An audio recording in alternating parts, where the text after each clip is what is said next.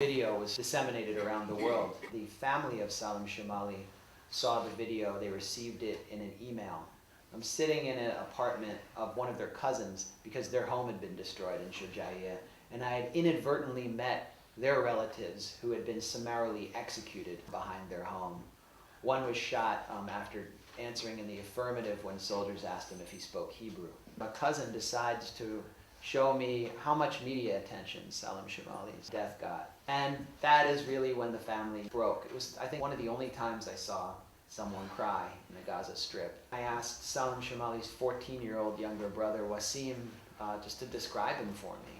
And he described a really social young man who was always looking out for his younger siblings, making sure that as they grew up under the siege that they had some fun. He'd bring them movies, you know, the kind of things an older brother does. Wasim immediately broke down in tears. Someone put something in my hand at this point, and it was a bunch of pills. They were antidepressant pills, and one of the cousins said this is what they've been given to deal with the death. Substantial portion of the population is addicted to tramadol, which is a really severe, highly addictive, tranquilizing drug. I said to Wasim, what do you want to be when you grow up? He said he wants to be a fighter. He wants to join the Qassam brigades. That's the story of the resistance in the Gaza Strip and the West Bank. That's who they are. They're orphans. They're the younger brothers of the dead. They're the older brothers of the dead. They're the children of the dead. And they're not afraid to die themselves. And when he told me this, he wasn't sobbing anymore. He became resolute. I think pacifism in the situation that the people in the Gaza Strip find themselves in is a form of apathy, if not capitulation. And that's why they're never going to put down their arms as long as they're under siege and they're given no other recourse and no other choice.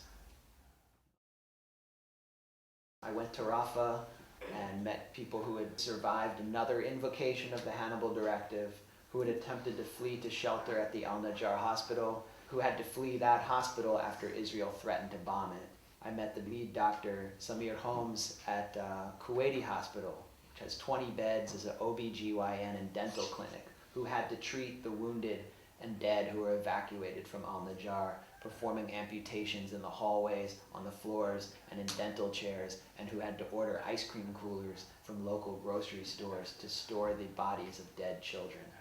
I saw graveyards that were bombed.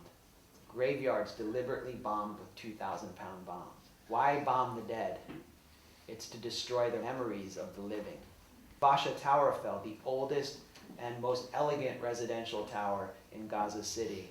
And what my friends who live in these residential towers, who are among the secular, educated, quasi-elite of Gaza City, told me is that they're bringing these towers down to attack our memories, because that was a tower that I always grew up on, that was a symbol for me.